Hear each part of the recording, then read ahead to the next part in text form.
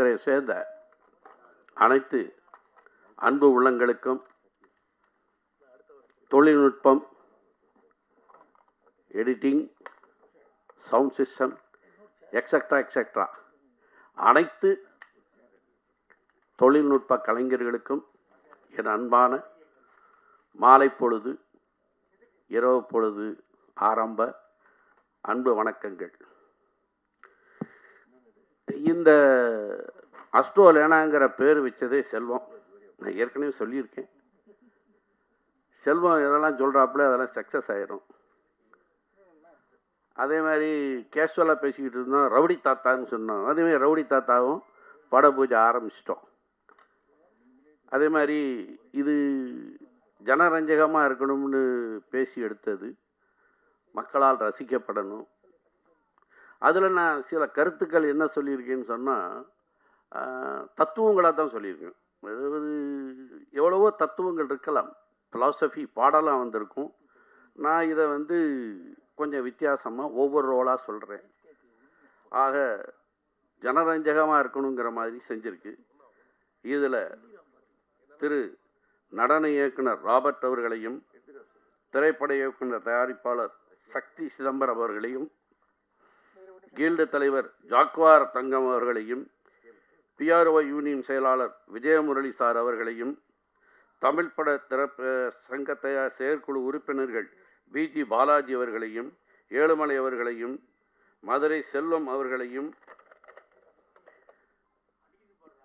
எனக்கு ஜோடியாக நடித்த பிரியா அவர்களையும், பிஆர்ஓ யூனியன் முன்னாள் செயலாளர் பெருதுளசி பழனிவேல் அவர்களையும், அனைத்து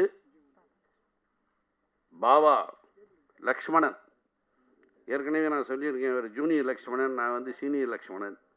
அதனால் என்னுடைய படத்தில் லேனான்னு வச்சுக்கிட்டோம். லக்ஷ்மணன் நிறையா லக்ஷ்மணன் இருக்காங்க. சித்ரா லக்ஷ்மணன், பாவா லக்ஷ்மணன், இன்னொரு லக்ஷ்மணன் நான் புதுசாக நியூவாக புகுந்ததுனால அஸ்ட்ரோ லேனான்னு வச்சுக்கிட்டோம். வச்சது செல்வம் தான், லேனா ஷார்ட்டாக இருக்கட்டும்னு. ஸோ எல்லாரையும் நான் வரவேற்கிற ரொம்ப சந்தோஷப்படுறேன்.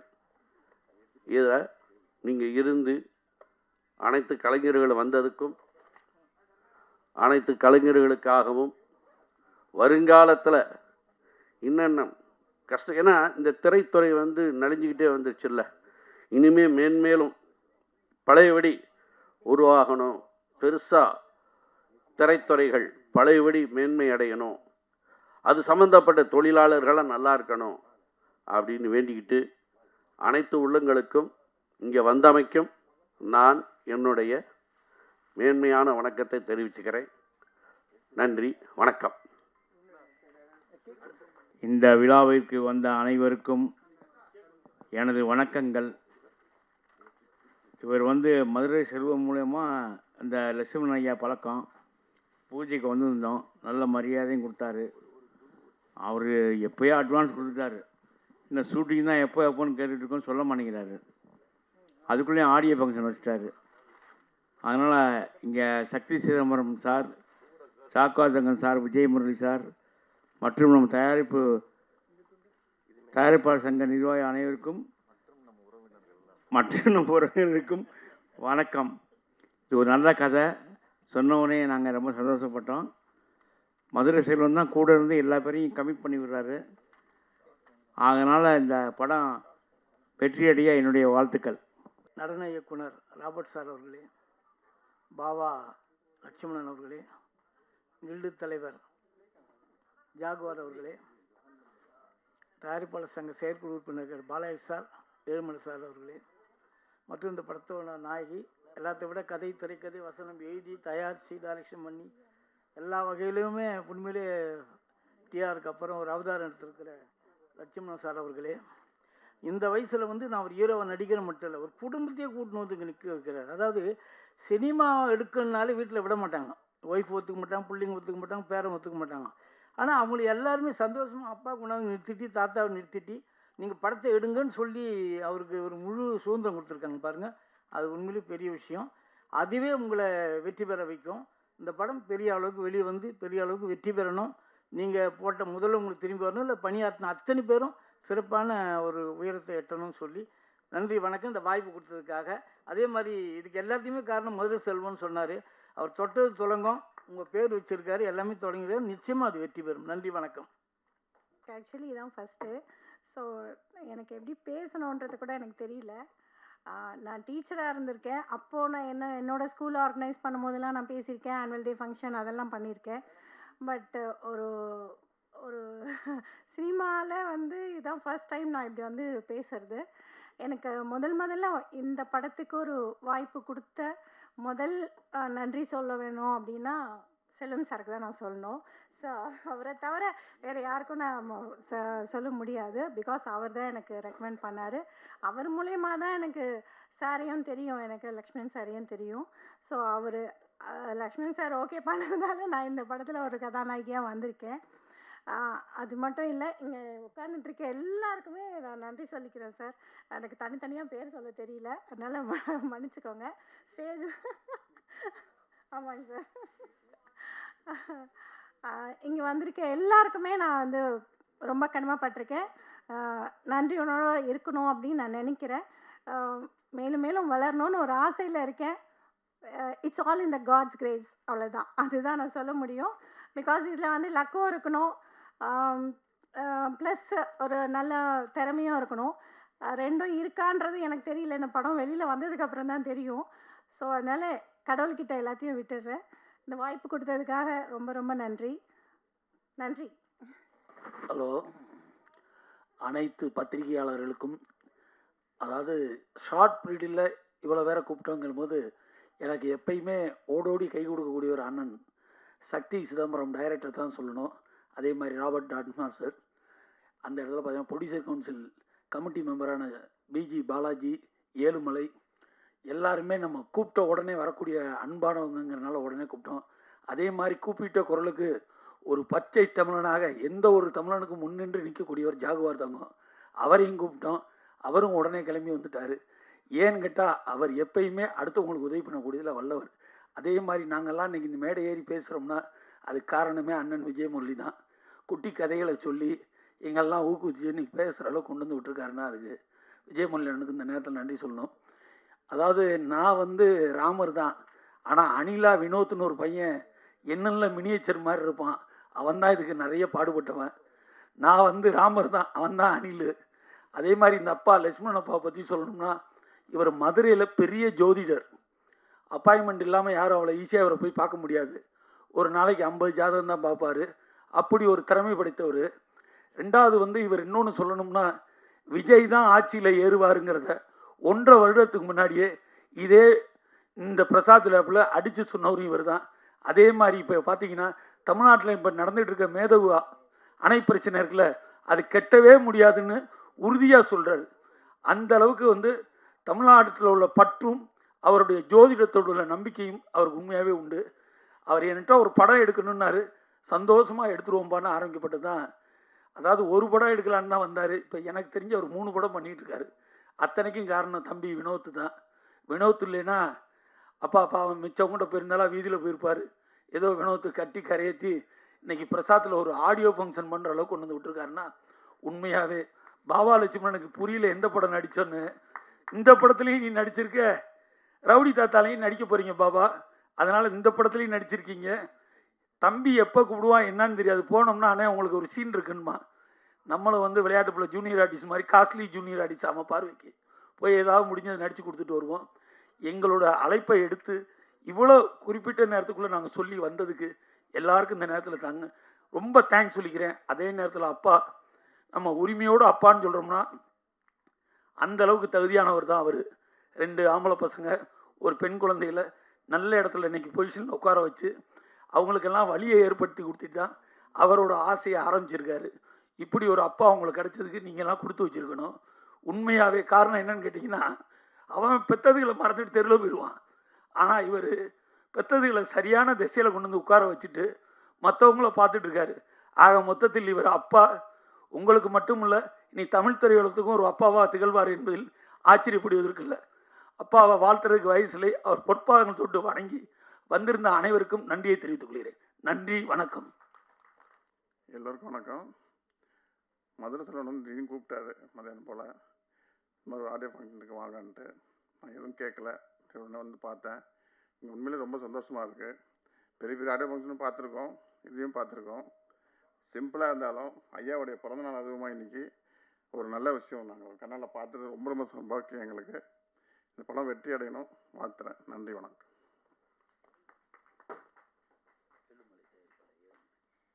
தயாரிப்பாளர் ஏழுமலை அவர்களை அழைக்கிறோம் வாழ்த்துக்கள் தெரிவிக்க.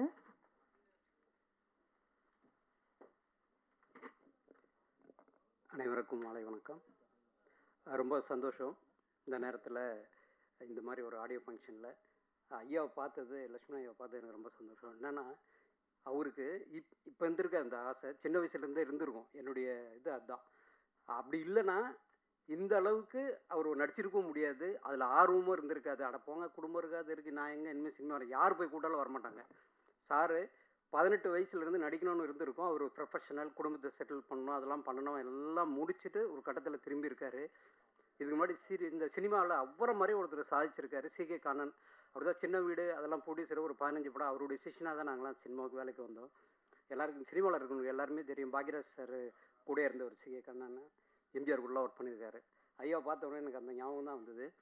ரொம்ப ரொம்ப சந்தோஷம் சார். இந்த படம் பெரிய வெற்றி அடைஞ்சு, அதே மாதிரி ரவுடி தாத்தாவும் பெரிய வெற்றி அடைஞ்சு, அந்த டைட்டிலே ரொம்ப பிரமாதமாக இருக்குது, ரவுடி தாத்தா வெற்றி அடைஞ்சு. இந்த மாதிரி நீங்கள் இப்போ சொன்னீங்க பாருங்கள், சினிமாவை நான் பார்த்துக்கிறேன், சினிமாவை நான் கண்டிப்பாக என் பிள்ளைங்க மாதிரி பார்த்துக்கிறேன்னு சொல்கிறதுக்கு ரொம்ப ஆளுங்க கம்மி சார். அதுக்கே ரொம்ப நன்றி. அவங்க வார்த்தை, அந்த வாயிலேருந்து வந்த வார்த்தைக்கே ரொம்ப நன்றி. அந்த மனசும் அந்த மாதிரியான ஒரு விஷயம் கேட்குறதுக்கே ரொம்ப சந்தோஷமாக இருந்தது. சினிமா, நானுமே சினிமாவில் ரொம்ப வருஷமாக இருக்கேன். ஆனால் சினிமாவில் குடும்பம் பெரிய சப்போர்ட் பண்ண மாட்டாங்க. எப்போ சப்போர்ட் பண்ணுவாங்கன்னா, ஜெயிச்சு நல்லா வந்தோடனே, அது தெரியும்ல, எனக்கு ரொம்ப சொந்தக்காரன் என்னுடைய. ஆனால் நம்ம எல்லாத்தையும் தோத்துட்டு, நான் பெருசாக இருக்கும்போது சிங்கார சின்னன்னு ஒரு படம் ப்ரொடியூஸ் பண்ணேன் 2002. அந்த படம் வாஷ் அவுட்டு கிட்டத்தட்ட இன்னும் நிலைமைக்கு ஒரு 25 கோடி ரூபா அப்பயே விட்டுருக்கேன். எல்லாருமே அவன் பைத்தியக்காரங்க, லூஸுங்க அவன் அப்படின்லாம் என்ன சொல்லியிருக்காங்க. ஆனால் ஒரு கட்டத்தில் நம்ம திருப்பி பிடிச்சோம்னா அவன் என் சொந்தக்காரன்னு சொல்லுவாங்க. ஆனால் ஐயா பண்ண ஒரு மாற்றம் என்னன்னா, செட்டில் பண்ணிவிட்டு இங்கே வந்திருக்காங்க. அவருக்கு இனிமேல் வெற்றி மட்டும்தான். அதுதான் பெரிய வெற்றி. அந்த வேலையை நாங்கள் பண்ணியிருந்துருக்கோம், செட்டில் பண்ணியிருந்துருக்கணும். செட்டில் பண்ணாமல் பண்ணது தப்பு. இதுக்கப்புறம் என்னை மாதிரி வர ஒரு ஜென்ரேஷனுக்கு ஐயா ஒரு எடுத்துக்காட்டாக இருப்பாருன்னு நான் நம்புகிறேன். ரொம்ப சந்தோஷம் ஐயா, நன்றி, வெற்றி பெற வாழ்த்துக்கள். ரொம்ப சந்தோஷம். அதே மாதிரி இந்த படத்தில் அப்பா 27 நட்சத்திரங்களை மையப்படுத்தி ஒரு பாடல் எழுதியிருப்பார். அதெல்லாம் உண்மையாகவே அவருக்கு அந்த கலைவாணி தாயோட அருள் இல்லைன்னா இந்த மாதிரி எழுத முடியாது. நைட்டு 10:30 மணிக்கு ஜாதகத்தை முடிச்சுட்டு 11 மணிக்கு மேலே அவர் கலைப்பயணத்தை ஆரம்பிப்பார். 2 மணி வரைக்கும். முடிஞ்ச அளவுக்கு நானும் பேசியிருக்கேன் 2 மணி வரைக்கும். சில நேரங்களில் நமக்கும் தூக்கம் வரும்ல, அதனால நான் தூங்கிடுவேன். ஐயா இருந்தாலும் முயற்சி பண்ணுவார். இவரோட திறமைங்கிறது அபரீத திறமை. கிட்டத்தட்ட 73 வயசில் தான் அவருக்கு அது வந்திருக்கு. சந்தோஷமான விஷயம். இந்த பாடலில் இது மாதிரி 2 பாட்டு எழுதியிருக்காரு. அந்த திறமையும் ஐயாட்ட உள்ளது. இங்கே உள்ள இயக்குனர்கள் அவருக்கு அந்த மாதிரி பாடல் எழுதுறதுக்கு ஒரு நல்ல நடிக்கக்கூடிய கேரக்டர் இருந்தாலும் கொடுங்க, நல்லா நடித்து கொடுப்பார்.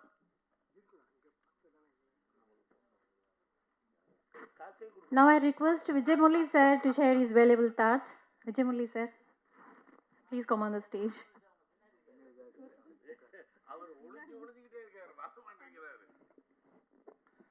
இல்லை, எப்பயுமே புதுமுகங்களுக்கு முதல்ல இடம் கொடுக்கணும். ஆமாம், அதனால தான் அவருக்கு லக்ஷ்மண் சாருக்கு முன்னாடி இடத்த கொடுத்துட்டு பின்னாடி போயிட்டோம் நாங்கள். மேடையில் முதல்ல சக்தி சிதம்பரம் அவர்களே, ஜாக்குவா தங்கம் அவர்களே, ராபர்ட் மாஸ்டர் அவர்களே, ஏழுமலை அவர்களே, பிஜி பாலாஜி அவர்களே, அப்புறம் பெருதுரசி பழனிவேல் அவர்களே, மதுரை செல்வம் அவர்களே, இந்த படத்தோட கதாநாயகன் லக்ஷ்மணன் அவர்களே, கதாநாயகி பிரியா அவர்களே, தொகுத்து வழங்கும் ஸ்ரீதேவி அவர்களே, அப்புறம் இன்னும் ஒரு 25 பேர் தான் இருக்கீங்க. எல்லாருக்கும் வணக்கத்தை தெரிவிச்சுக்கிறேன். இந்த ஆஸ்ட்ரோ லேனாங்கிற படத்தை கதை, திரைக்கதை, வசனம், பாடல்கள் எழுதி தயாரித்து அவரையும் நடிச்சிருக்கிறாரு. அதுக்கே அவர் அந்த கட்ஸுக்கு நம்ம பாராட்டு தெரிவிக்கலாம். அதே மாதிரி 27 நட்சத்திரத்தை வச்சு ஒரு பாட்டு வந்திருக்கு. அந்த பாட்டும் இது வரைக்கும் தமிழ் சினிமாவில் அந்த மாதிரி மொத்த நட்சத்திரத்து பேரில் பாட்டு வந்ததில்லை. இதுதான் ஃபஸ்ட் டைம் நினைக்கிறேன். அதையும் நீங்கள் ஹைலைட் பண்ணலாம். 27 நட்சத்திரம் வந்திருக்கு. அப்புறம் பாபா லட்சுமணன் உடம்பு முடியாத நேரத்தில் இங்கே உட்காந்து இந்த படத்தில் நடித்ததுக்கு வந்திருக்கிறாருன்னா இந்த மாதிரி நடிகர்களுக்கு தான் நம்ம கைத்தட்டி பாராட்டு தெரிவிக்கணும். ஏன்னா நிறைய பேர் அவங்கவுங்க நடித்த படத்துக்கு யாரும் வரமாட்டேங்கிறாங்க ப்ரமோஷனுக்கு. கேட்டால் அது இல்லை இது இல்லைன்னு சொல்லிட்டு இருக்கிறாங்க. ஸோ இந்த மாதிரி இது வந்து ரொம்ப குறுகிய காலத்தில் அந்த படத்தை எடுத்திருக்காங்கன்னு நினைக்கிறேன். இந்த தொகுத்து வழங்கினவங்க வந்து ஒரிசாலேருந்து வந்திருக்கிறாங்க இந்த படத்துக்கு தொகுத்து வழங்குறதுக்கு. அதுக்கு நம்ம ஒரு பாராட்டு தெரிவிச்சுக்கலாம். ஏன்னா அவங்க ஆக்சுவலாக வந்து ஒடிசிலையும் இதுலேயும் தான் இங்கிலீஷில் நல்லா பேசுகிறவங்க அவங்க. ஸோ ஃபஸ்ட் டைம் தமிழில் பேசுகிறதுனால கொஞ்சம் இதாக இருக்குது. அடுத்தடுத்து அவங்களே நமக்கு தமிழ் சொல்லி கொடுத்துருவாங்கன்னு நினைக்கிறேன். ஸோ அதனால் அவங்களுக்கும் ஒரு பாராட்டு தெரிவிச்சுக்கலாம் நம்ம. ஸோ பொதுவாக வந்து இந்த ஒருத்தர் பிரச்சனை அப்படிங்க இருந்தால் தான் ஒன்று வக்கீல்கிட்ட போவோம், இல்லை ஜோசியர்கிட்ட போவோம், இல்லை கடவுள்கிட்ட போவோம். அதே மாதிரி பிரச்சனை நிறையா இருக்கிற ஒருத்தன் ஜோசியர்கிட்ட போகிறான். அவர்கிட்ட போய் கேட்டோன்னே அவர் வந்து ஜாதக கட்டத்தெல்லாம் பார்த்துட்டு வர்ற தை 11 வரைக்கும் நீ வெயிட் பண்ணு அப்படின்றாரு. அதுக்கு 6 மாதம் இருக்கே அப்படிங்கிறான் அவன். அதுக்கு அப்புறம் சரியாயிருமா அப்படின்னு கேட்குறான். ஏன்னா அவர் கேட்கும்போது என்ன சொல்கிறாரு, உனக்கு தொழில் சரியில்லை, ஒய்ஃபு சொன்னபடி கேட்க மாட்டாது, பசங்க சொன்னபடி கேட்க மாட்டேங்கிறாங்க, எல்லாம் நட்டமாகவே இருக்கான். ஆமாம் எல்லாமே கரெக்டு தான் நீங்கள் சொல்கிறது அப்படின்றான். தை 11 வரைக்கும் வெயிட் பண்ணுங்கிறாரு. அதுக்கப்புறம் சரியாயிருமான்னு கேட்குறான். இல்லை இதுவே உனக்கு பழக்கமாயிருன்னு சொன்னார்.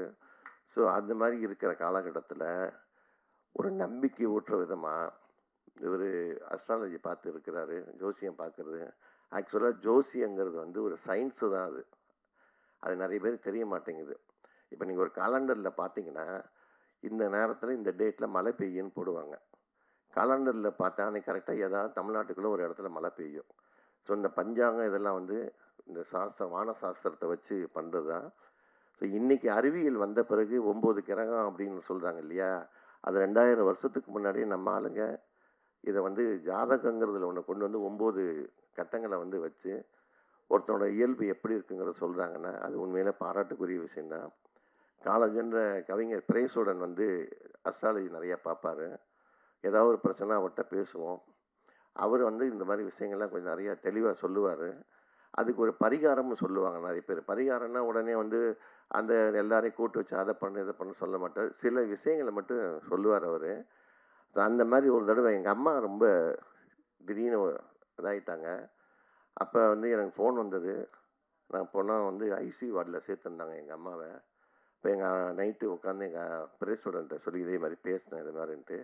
எங்கள் அம்மாவும் நட்சத்திரம் இதெல்லாம் சொன்னேன். நீங்கள் ஒன்று பண்ணுங்கள், நாளைக்கு காலையில் திருவல்லிக்கேணியில் ராகவேந்திரா கோயில் இருக்கும். அந்த கோயில் ஆப்போசிட்டில் தான் தாமரைப்பூ விற்பாங்க. அதை வாங்கிட்டு நேராக ஆவடி வந்து அந்த ஈஸ்வரன் கோயிலுக்கு போங்க. அது 2000 வருஷம் பழமையான கோயில். அது உள்ளே போனீங்கன்னா ஒரு குரு பகவான் சந்நிதி ஒன்று இருக்கும். அங்கே போயிட்டு அம்மா பேர் நட்சத்திரம் சொல்லி அங்கே வந்து ஐயரை வந்து நீங்கள் சொல்லி பண்ணிங்கன்னா அவங்க பண்ணி கொடுப்பாங்கன்னு சொன்னார். அதை அர்ச்சனை பண்ணிவிட்டு வெளியில் வந்தீங்கன்னா மெயின் ரோட்டில் படவேட்டம்மன் கோயில் ஒன்று இருக்குது. அந்த அம்மன் கோயிலுக்குள்ளே போய் எங்கேயாவது ஒரு இடத்துல கற்பூரை ஏற்றிட்டு வெளியில் வாங்க, உங்களுக்கு ஒரு செய்தி வரும்னு சொன்னார். இப்போ நான் சொல்கிறது உங்களுக்கு விட்டலாச்சாரியா படத்தில் வர்ற மாதிரி இருக்கும்.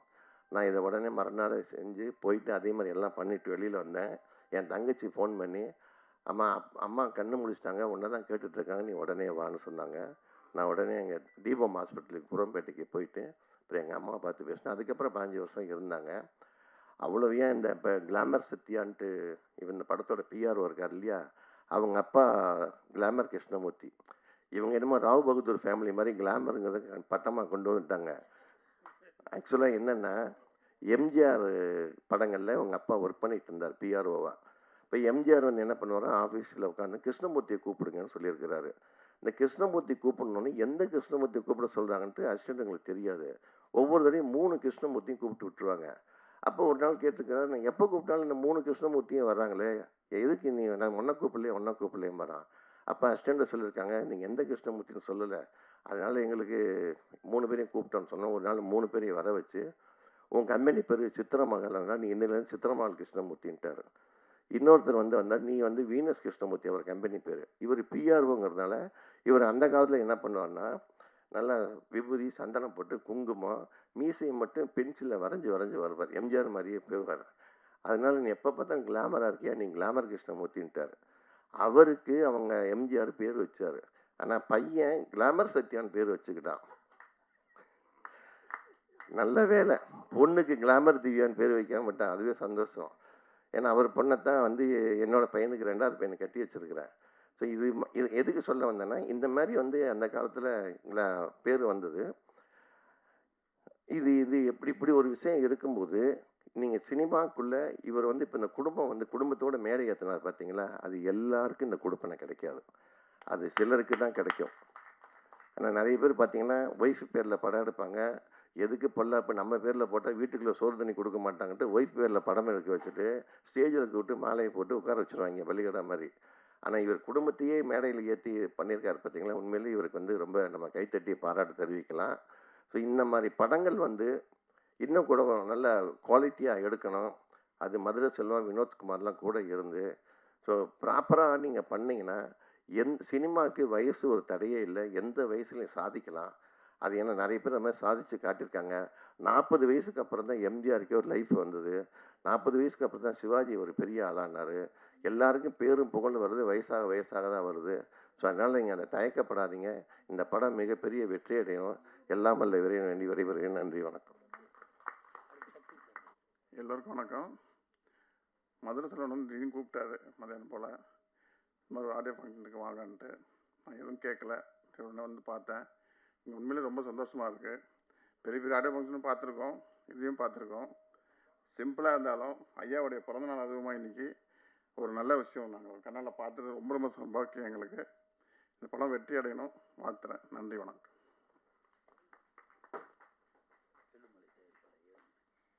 தயாரிப்பாளர் ஏழுமலை அவர்களை அழைக்கிறோம் வாழ்த்துக்கள் தெரிவிக்க.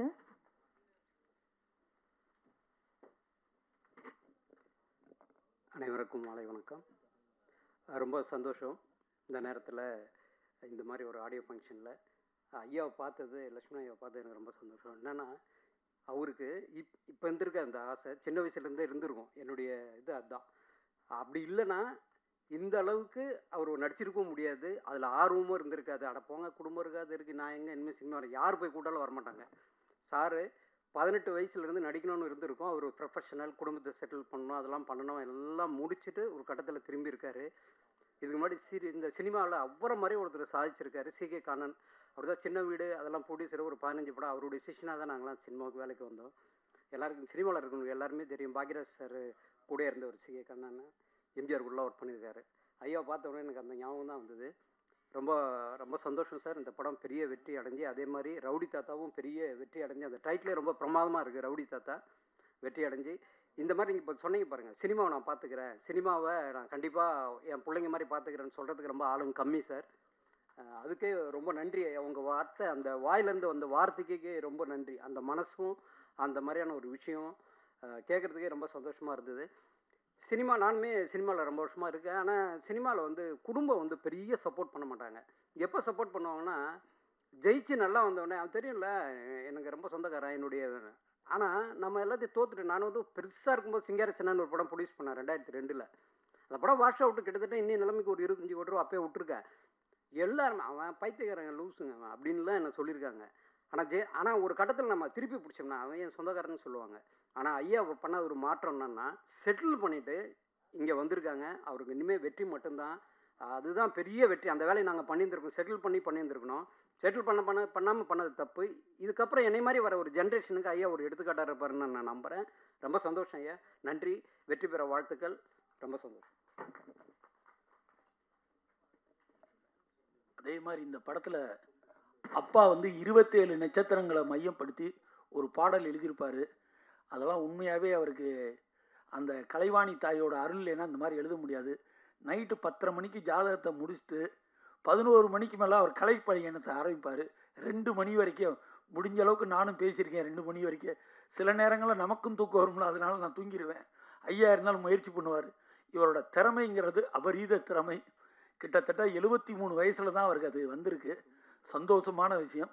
இந்த பாடலில் இது மாதிரி 2 பாட்டு எழுதியிருக்காரு. அந்த திறமையும் ஐயாட்ட உள்ளது. இங்கே உள்ள இயக்குனர்கள் அவருக்கு அந்த மாதிரி பாடல் எழுதுறதுக்கு ஒரு நல்ல நடிக்கக்கூடிய கேரக்டர் இருந்தாலும் கொடுங்க, நல்லா நடித்து கொடுப்பார்.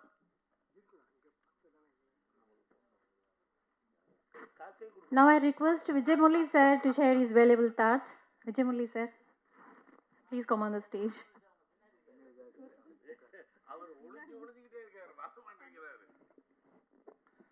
இல்லை, எப்பயுமே புதுமுகங்களுக்கு முதல்ல இடம் கொடுக்கணும். ஆமாம், அதனால தான் அவருக்கு லக்ஷ்மண் சாருக்கு முன்னாடி இடத்த கொடுத்துட்டு பின்னாடி போயிட்டோம் நாங்கள்.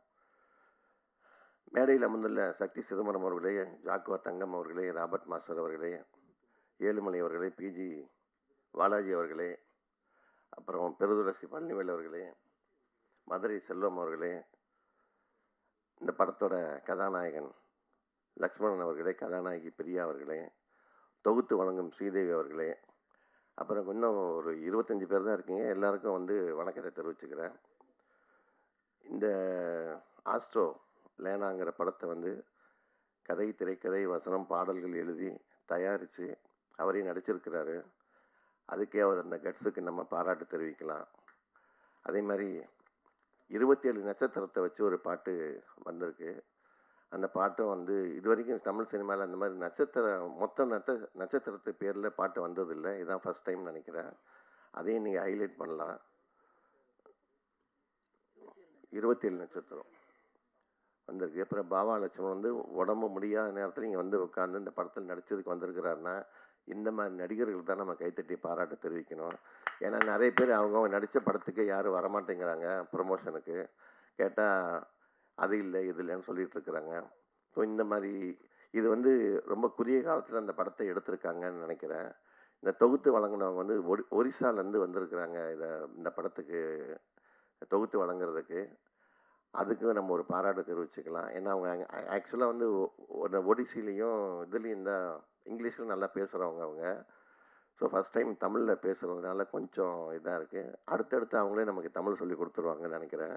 ஸோ அதனால் அவங்களுக்கும் ஒரு பாராட்டு தெரிவிச்சுக்கலாம் நம்ம. ஸோ பொதுவாக வந்து இந்த பிரச்சனை அப்படிங்க இருந்தால் தான் ஒன்று வக்கீல்கிட்ட போவோம், இல்லை ஜோசியர்கிட்ட போவோம், இல்லை கடவுள்கிட்ட போவோம். அதே மாதிரி பிரச்சனை நிறையா இருக்கிற ஒருத்தன் ஜோசியர்கிட்ட போகிறான். அவர்கிட்ட போய் கேட்டோன்னே அவர் வந்து ஜாதக கட்டத்தெல்லாம் பார்த்துட்டு வர்ற தை 11 வரைக்கும் நீ வெயிட் பண்ணு அப்படின்றாரு. அதுக்கு 6 மாதம் இருக்கே அப்படிங்கிறான் அவன். அதுக்கு அப்புறம் சரியாயிருமா அப்படின்னு கேட்குறான். ஏன்னா அவர் கேட்கும்போது என்ன சொல்கிறாரு, உனக்கு தொழில் சரியில்லை, ஒய்ஃபு சொன்னபடி கேட்க மாட்டாது, பசங்க சொன்னபடி கேட்க மாட்டேங்கிறாங்க, எல்லாம் நட்டமாகவே இருக்கான். ஆமாம் எல்லாமே கரெக்டு தான் நீங்கள் சொல்கிறது அப்படின்றான். தை 11 வரைக்கும் வெயிட் பண்ணுங்கிறாரு. அதுக்கப்புறம் சரியாயிருமான்னு கேட்குறான். இல்லை இதுவே உனக்கு பழக்கமாயிருன்னு சொன்னார். ஸோ அந்த மாதிரி இருக்கிற காலகட்டத்தில் ஒரு நம்பிக்கை ஊட்டுற விதமாக இவர் அஸ்ட்ராலஜி பார்த்து இருக்கிறாரு. ஜோசியம் பார்க்குறது ஆக்சுவலாக ஜோசியங்கிறது வந்து ஒரு சயின்ஸு தான். அது நிறைய பேர் தெரிய மாட்டேங்குது. இப்போ நீங்கள் ஒரு காலண்டரில் பார்த்தீங்கன்னா இந்த நேரத்தில் இந்த டேட்டில் மழை பெய்யுன்னு போடுவாங்க. காலண்டரில் பார்த்தா அன்றைக்கி கரெக்டாக ஏதாவது தமிழ்நாட்டுக்குள்ளே ஒரு இடத்துல மழை பெய்யும். ஸோ இந்த பஞ்சாங்கம் இதெல்லாம் வந்து இந்த வான சாஸ்திரத்தை வச்சு பண்ணுறது தான். ஸோ இன்றைக்கி அறிவியல் வந்த பிறகு 9 கிரகம் அப்படின்னு சொல்கிறாங்க இல்லையா, அது 2000 வருஷத்துக்கு முன்னாடியே நம்ம ஆளுங்க இதை வந்து ஜாதகங்கிறதுல ஒன்று கொண்டு வந்து 9 கட்டங்களை வந்து வச்சு ஒருத்தனோட இயல்பு எப்படி இருக்குங்கிறத சொல்கிறாங்கன்னா அது உண்மையிலே பாராட்டுக்குரிய விஷயந்தான். காலேஜென்ற கவிஞர் பிரேசுடன் வந்து அஸ்ட்ராலஜி நிறையா பார்ப்பார். ஏதாவது ஒரு பிரச்சனை அவர்கிட்ட பேசுவோம். அவர் வந்து இந்த மாதிரி விஷயங்கள்லாம் கொஞ்சம் நிறையா தெளிவாக சொல்லுவார். அதுக்கு ஒரு பரிகாரம்னு சொல்லுவாங்க நிறைய பேர். பரிகாரம்னா உடனே வந்து அந்த எல்லாரையும் கூட்டு வச்சு அதை பண்ணு இதை பண்ணு சொல்ல மாட்டார். சில விஷயங்களை மட்டும் சொல்லுவார் அவர். அந்த மாதிரி ஒரு தடவை எங்கள் அம்மா ரொம்ப திடீர்னு இதாகிட்டாங்க. அப்போ வந்து எனக்கு ஃபோன் வந்தது. நான் போனால் வந்து ஐசியூ வார்டில் சேர்த்துருந்தாங்க எங்கள் அம்மாவை. இப்போ எங்கள் நைட்டு உட்காந்து எங்கள் பிரேசுடன்ட்ட சொல்லி இதே மாதிரி பேசினேன் இது மாதிரின்ட்டு. எங்கள் அம்மாவை நட்சத்திரம் இதெல்லாம் சொன்னேன். நீங்கள் ஒன்று பண்ணுங்கள், நாளைக்கு காலையில் திருவல்லிக்கேணியில் ராகவேந்திரா கோயில் இருக்கும். அந்த கோயில் ஆப்போசிட்டில் தான் தாமரைப்பூ விற்பாங்க. அதை வாங்கிட்டு நேராக ஆவடி வந்து அந்த ஈஸ்வரன் கோயிலுக்கு போங்க. அது 2000 வருஷம் பழமையான கோயில். அது உள்ளே போனீங்கன்னா ஒரு குரு பகவான் சந்நிதி ஒன்று இருக்கும். அங்கே போயிட்டு அம்மா பேர் நட்சத்திரம் சொல்லி அங்கே வந்து ஐயரை வந்து நீங்கள் சொல்லி பண்ணிங்கன்னா அவங்க பண்ணி கொடுப்பாங்கன்னு சொன்னார். அதை அர்ச்சனை பண்ணிவிட்டு வெளியில் வந்தீங்கன்னா மெயின் ரோட்டில் படவேட்டம்மன் கோயில் ஒன்று இருக்குது. அந்த அம்மன் கோயிலுக்குள்ளே போய் எங்கேயாவது ஒரு இடத்துல கற்பூரம் ஏற்றிட்டு வெளியில் வாங்க, உங்களுக்கு ஒரு செய்தி வரும்னு சொன்னார். இப்போ நான் சொல்கிறது உங்களுக்கு விட்டலாச்சாரியா படத்தில் வர்ற மாதிரி இருக்கும். நான் இதை உடனே மறுநாள் செஞ்சு போயிட்டு அதே மாதிரி எல்லாம் பண்ணிவிட்டு வெளியில் வந்தேன். என் தங்கச்சி ஃபோன் பண்ணி அம்மா கண்ணு முடிச்சிட்டாங்க, உன்னை தான் கேட்டுட்ருக்காங்க, நீ உடனே வான்னு சொன்னாங்க. நான் உடனே எங்கள் தீபம் ஹாஸ்பிட்டலுக்கு புறம்பேட்டைக்கு போயிட்டு அப்புறம் எங்கள் அம்மாவை பார்த்து பேசினேன். அதுக்கப்புறம் 5 வருஷம் இருந்தாங்க. அவ்வளோ ஏன் இந்த இப்போ கிளாமர் சத்யான்ட்டு இவன் இந்த படத்தோட பிஆர்ஓ இருக்கார் இல்லையா, அவங்க அப்பா கிளாமர் கிருஷ்ணமூர்த்தி. இவங்க என்னமோ ராவ் பகதூர் ஃபேமிலி மாதிரி கிளாமருங்கிறத பட்டமாக கொண்டு வந்துட்டாங்க. ஆக்சுவலாக என்னென்னா, எம்ஜிஆர் படங்களில் அவங்க அப்பா ஒர்க் பண்ணிட்டு இருந்தார் பிஆர்ஓவா. இப்போ எம்ஜிஆர் வந்து என்ன பண்ணுவாரோ, ஆஃபீஸில் உட்காந்து கிருஷ்ணமூர்த்தியை கூப்பிடுங்கன்னு சொல்லியிருக்கிறாரு. இந்த கிருஷ்ணமூர்த்தி கூப்பிடணுன்னு எந்த கிருஷ்ணமூர்த்தி கூப்பிட சொல்கிறாங்கன்ட்டு அசிஸ்டண்ட்டுங்களுக்கு தெரியாது. ஒவ்வொரு தடையும் 3 கிருஷ்ணமூர்த்தியும் கூப்பிட்டு விட்டுருவாங்க. அப்போ ஒரு நாள் கேட்டுருக்கிறாரு, நான் எப்போ கூப்பிட்டாலும் இந்த 3 கிருஷ்ணமூர்த்தியும் வர்றாங்களே, எதுக்கு நீ நான் ஒன்றை கூப்பிடலையே வரான். அப்போ அசிஸ்டண்ட்டை சொல்லியிருக்காங்க, நீங்கள் எந்த கிருஷ்ணமூர்த்தின்னு சொல்லலை, அதனால் எங்களுக்கு 3 பேரையும் கூப்பிட்டோன்னு சொன்னோம். ஒரு நாள் 3 பேரையும் வர வச்சு, உன் கம்பெனி பேர் சித்திரமகள், அதனால் நீ இன்னிலேருந்து சித்திரமகள் கிருஷ்ணமூர்த்தின்ட்டார். இன்னொருத்தர் வந்தார், நீ வந்து வீனஸ் கிருஷ்ணமூர்த்தி அவர் கம்பெனி பேர். இவர் பிஆர்ஓங்கிறதுனால இவர் அந்த காலத்தில் என்ன பண்ணுவார்னா, நல்லா விபூதி சந்தனம் போட்டு குங்குமம் மீசையை மட்டும் பென்சிலில் வரைஞ்சி வருவார். எம்ஜிஆர் மாதிரியே போவார். அதனால நீ எப்போ பார்த்தாலும் கிளாமராக இருக்கியா, நீ கிளாமர் கிருஷ்ணமூர்த்தின்ட்டார். அவருக்கு அவங்க எம்ஜிஆர் பேர் வச்சார். ஆனால் பையன் கிளாமர் சத்யான்னு பேர் வச்சுக்கிட்டான். நல்ல வேலை, பொண்ணுக்கு கிளாமர் திவ்யான்னு பேர் வைக்காம விட்டான். அதுவே சந்தோஷம். ஏன்னா அவர் பொண்ணைத்தான் வந்து என்னோட பையனுக்கு 2வது பையனை கட்டி வச்சிருக்கிறேன். ஸோ இது எதுக்கு சொல்ல வந்தேன்னா, இந்த மாதிரி வந்து அந்த காலத்தில் பேர் வந்தது. இது இப்படி ஒரு விஷயம் இருக்கும்போது, நீங்கள் சினிமாக்குள்ளே இவர் வந்து இப்போ இந்த குடும்பத்தோட மேடை ஏற்றினார் பார்த்தீங்களா, அது எல்லாருக்கும் இந்த கொடுப்பனை கிடைக்காது. அது சிலருக்கு தான் கிடைக்கும். ஆனால் நிறைய பேர் பார்த்தீங்கன்னா ஒய்ஃப் பேரில் படம் எடுப்பாங்க.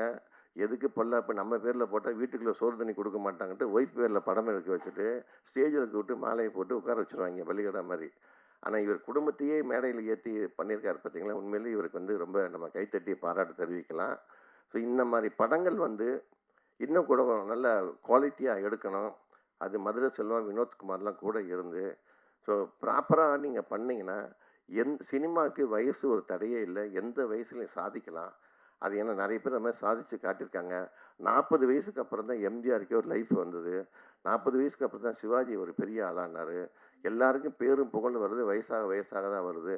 ஸோ அதனால் நீங்கள் அதை தயக்கப்படாதீங்க. இந்த படம் மிகப்பெரிய வெற்றி அடையும். எல்லாம் வல்ல இறைவனை வேண்டி விடைபெறுகிறேன். நன்றி, வணக்கம். அனைவருக்கும் மாலை வணக்கம். மதுரை செல்வம் சார் திடீர்னு மத்தியானம் ஃபோன் பண்ணி, தலைவா எங்கே இருக்கீங்க, மாதிரி ஒரு ஆடியோ லான்ச்சுன்னாரு. சத்தியமாக உள்ளே வர்ற வரைக்கும் எனக்கு டைட்டில் கூட என்னன்னு தெரியாது, யாருன்னு தெரியாது. உள்ளே வந்து தான் டைட்டில் பார்த்தேன். டைட்டில் நல்லா இருந்துச்சு, பாசிட்டிவாக இருந்துச்சு. அதுக்கப்புறம் ட்ரைலர், இந்த செட்டப் எல்லாமே நல்லா இருந்துச்சு. அப்புறம் ஒரு பாசமான ஒருத்தரை பார்க்குற மாதிரி இருந்துச்சு. இது வந்து ஒரு ஆடியோ லான்ச் மாதிரி இல்லை, ஒரு குடும்ப விழா மாதிரி இருந்துச்சு ஆக்சுவலி. அதுவே ரொம்ப சந்தோஷமாக இருந்துச்சு. எல்லா குடும்பத்தெல்லாம் மேடை ஏற்றி கேக் வெட்டி. மதுரை செல்வம் சார் வந்து ஒரு ராசியான ஆள்.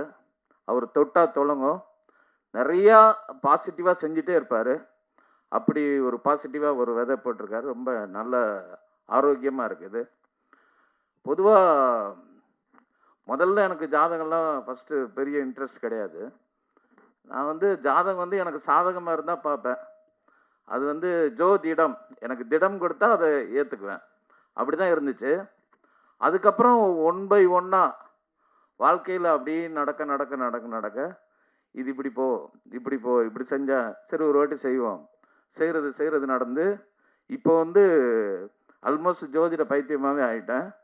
அந்தளவுக்கு ஜாதகம் என்னை கொஞ்சம் கொஞ்சமாக கொண்டு போயிட்டுருக்கு. பொதுவாக ஜாதகத்தை பற்றி படம் வந்து ரொம்ப நாள் ஆச்சு. எனக்கு தெரிஞ்சு ஒரு காலத்தில் செல்வம்னு ஒரு படம் வந்துச்சு. இப்போ இந்த செல்வம் மூலமாக இந்த படம் வந்திருக்குன்னு நினைக்கிறேன். செல்வம், அப்புறம் கன்னி ராசி, அதுக்கு அடுத்த வரிசையில் ரொம்ப ரேராக தான் விடும் ஜாதகத்தை பற்றி. அதனால் இந்த படம் வந்து அவரோட நல்ல மனசுக்கு ஏற்ற மாதிரி நிறையா படங்கள் எடுக்கணும், சின்ன படங்களாக எடுக்கணும், நிறைய பேரோட கனவுக்கு வடிகாலாக இருக்கணும்னு நினைக்கிறாரு. அவரோட கனவு கண்டிப்பாக நிறைவேறும். அப்புறம் பாட்டு எழுதுகிற சொன்னார், 27 நட்சத்திரங்கள் சொன்னார். அவரை சேர்த்து 28 நட்சத்திரம் இருக்குன்னு நினைக்கிறேன் இந்த படத்தில்.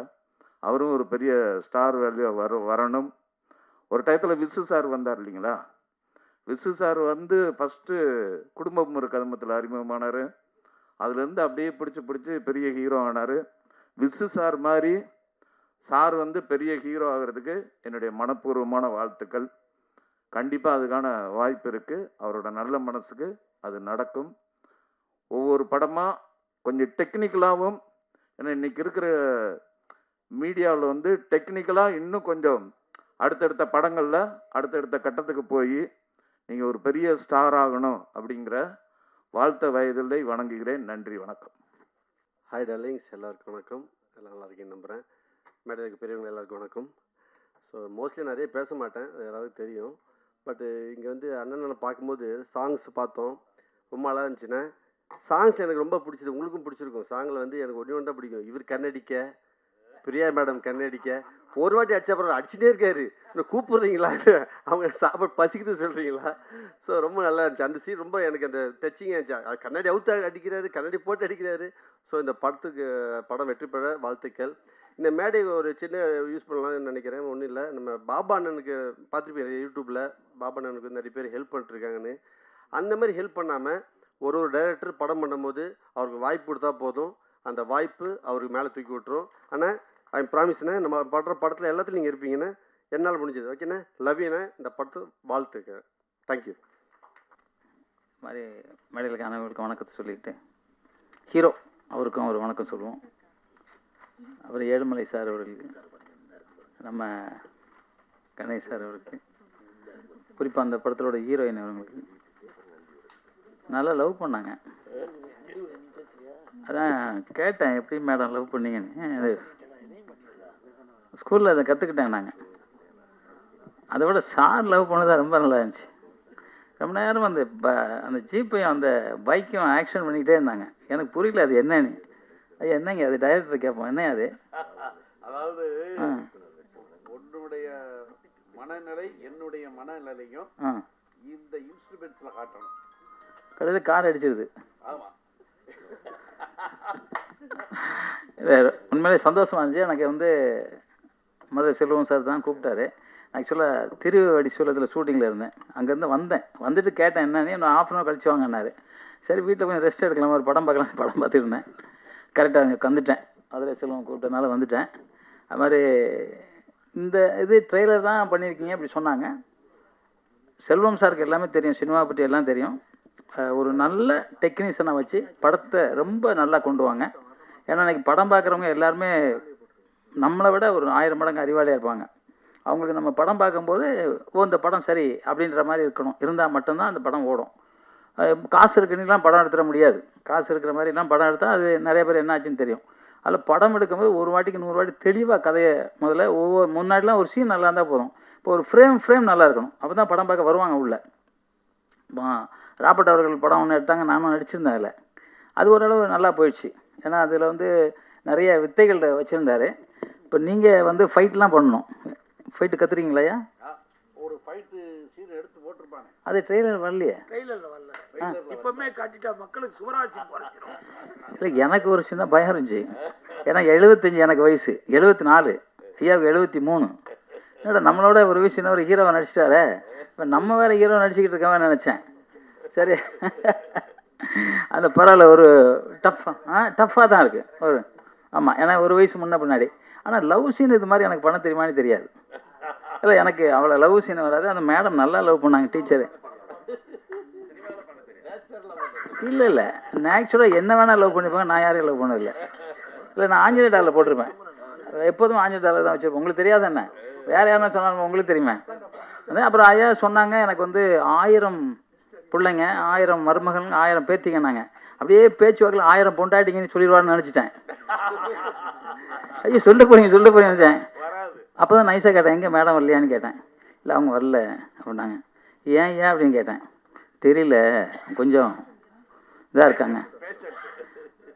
பேஷண்ட்டு நான் நம்ப மாதிரி இல்லை எனக்கு. ஓகே, பேஷண்ட்டு இருக்கட்டும், ரொம்ப சந்தோஷம். ஆமாம், அதுதான். ஏன்னா ஆரோக்கியம் இருக்கணும்.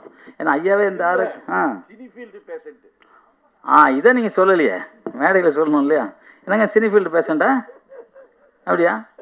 சரி, உங்கள் பேரை நல்லா இருக்காப்ல சொல்லிடுறேன். இப்போ விசுவெல்லாம் பற்றி பேசிக்கிட்டு இருந்தாங்க இல்லையா? விசுவை நானும் எப்போ சந்தித்தோம்னா 1985 ராஜ் டிவி, ராஜேந்திரன், ரவி, ரகு, அண்ணன் தம்பி 3 பேர். அப்போ அவர் விசு சார் என்னுடைய ஸ்டோரி, என்னுடைய முகவெட்டெல்லாம் பார்த்துட்டு, நீ வந்துரு நம்ம சேர்ந்துருவோம் அப்படின்னாங்க. என் ஒய்ஃபை நான் கன்சல்ட் பண்ணேன். நீ சினிமா துறைக்கு போட நான் தற்கொலை பண்ணிக்கிறேன்ட்டா. ஸோ என் பிள்ளைகள்லாம் அப்போது 7 வயசு 10 வயசு. நான் பிள்ளைய பார்ப்பேனா கலைத்துறையை பார்ப்பேனா, ஆனால் கலை வெறி அடங்கலை. அது கடைசியில் இப்போ சின்ன பிள்ளை ஃபேமிலி என் வீட்டுக்காரின்னு போயிடுச்சு. பெரிய பிள்ளை பேரங்க மகன்னு ஆயிடுச்சு. பார்த்தேன் இதான் சந்தர்ப்பம்னு புகுந்துட்டேன். ஸோ அவர் சினிஃபீல்டு பேஷண்ட்டு. ஓகே, நீங்கள் வெற்றி பெற வாழ்த்துக்கள். இல்லை, உண்மை நிறையா சொல்கிறாரு. அவங்க வந்து சினிமாவுக்கு எதிரிங்கிற மாதிரி காமிச்சாரு. ஆனால் எம்ஜிஆர் ரசிகர்ல அவங்க. சிவாஜி ரசிகா. அப்புறம் எப்படி சினிமாட்டுக்கு எதிரியாக இருப்பாங்க? அவங்க எல்லோ தெரிஞ்சிருக்கணும், அவர் சினிமாவில் அப்படி இப்படின்னு தெரிஞ்சிருக்கணும். ஆனால் சினிமாவில் இருக்கவங்க எல்லாம் நல்லவங்க. ஓகே, இல்லை அவரை கூடவே இருந்து பார்த்துருக்காங்கல்ல, அதனால நீங்கள் சினிமா போகக்கூடாது அப்படின்னு சொல்லிட்டாங்க. ஓகே, ரொம்ப சந்தோஷம் நீங்கள் வந்திருக்கீங்க, வரவேற்புங்க. உண்மையிலே நீங்கள் ஜெயிக்கணும் அப்படிங்கிறது நாங்கள் நினைக்கிறோம். ஏன்னா நீங்கள் உங்களுக்கு எல்லாம் ஆஸ்ட்ரோ எல்லாம் நமக்கு தெரியும், அதனால் உங்களுக்கு எல்லா விஷயமும் தெரியும். ஆனால் என்னோட ஒரு இது நான் அதனால ரவுடி தாத்தாவை செட்டப் பண்ணது செல்வம். ரவுடி தாத்தா மாதிரி செல்வம். ஓ, நீங்கள் நல்லா இருப்பீங்க சார். உண்மையில் ரவுடி தாத்தா சூப்பராக இருக்கும். டைட்டில் யார் செட் பண்ணது? Super super title. நீங்கள் இந்த படத்து கூட ரவுடி தாத்தானே வச்சுருந்தா நல்லா இருந்திருக்கும். Double lower. சூப்பர். ஓகே, சூப்பருங்க. அந்த இந்த இந்த படம் மாதிரி சிவாஜி சார் படம் கௌரவம். ஆமாம் ஆமாம், நீங்கள் தசாவரம் மாதிரி 9 கடை வேஷம் கூட நடிக்கலாம். நீங்கள் தான் எடுக்கணும் படம், இல்லை உங்கள் பேரன் பேத்தியெல்லாம் வச்சு எடுக்கணும். ஓகே, ரொம்ப சந்தோஷம். உங்கள் வீட்டில் எல்லாருக்குமே ஒரு கைத்தட்டல். ஏன்னா நீங்கள் எல்லாம் வந்திருக்கீங்க, உண்மையில சந்தோஷமாக இருக்குது. ஏன்னா ஒரு ஹீரோ பின்னாடி இவ்வளோ பேர் வந்திருக்கீங்கிறது ரொம்ப சந்தோஷமாக இருக்குது. எப்பவும் அவர் கூட இருங்க. ஏன்னா அவர் ஒரு நல்ல மனிதராக தெரிறாரு. நான் சொல்லும்போது கூட கோவப்படுவார்னு நினச்சேன். அது வந்து நல்ல ஒரு அற்புதமான பேசி அதையும் ஒரு நல்ல இதாக கொண்டிருக்காரு. பரவாயில்ல, எனக்கும் அது கிடையாது. எனக்கு அது கிடையாது. நான் சினிமாவில் 52 வருஷம் இருக்கும், டீ கூட சாப்பிட்டது. நீங்கள் டீ சாப்பிடுவீங்களா ஐயா? அது ஒரு தப்பு இருக்கு, நான் சாப்பிட்றதே இல்லை. அதுவும் இல்லை, என்னை விட ரொம்ப சீனியராக இருக்காருன்னு பார்த்தேன். ஆனால் அவர் காப்பி குடிப்பார், நான் காப்பியும் சாப்பிட்றதில்ல. சரி, பரவாயில்ல. ஓகே, எது சாப்பிடலான்னா உடம்பு ஆரோக்கியம் இருக்கணும். அது உடற்பயிற்சி தேவை, யோகாசனம் தேவை, தியானம் தேவை. தியானம் இருக்கிறவங்க மட்டும் தான் பிழைக்க முடியும். 40 வயசுக்கு மேலே எவன் உயிரோடு இருப்பான்னு யாருக்குமே தெரியாது. இன்றைக்கே நேற்று ஒருத்தர் இறந்துருக்காரு. உண்மையிலே அவருக்கு ஒரு அஞ்சலி செலுத்தும். ஏன்னா கண்டிப்பாக அவருக்காக ஒரு சினிமாவில் முக்கியமான ஒரு மனிதர் தரணிக்குமார் அவருக்காக வந்து ஒரு சில வினாடிகள் அஞ்சலி செலுத்தும். அவர் ஆத்மா சாந்தி அடையணும்.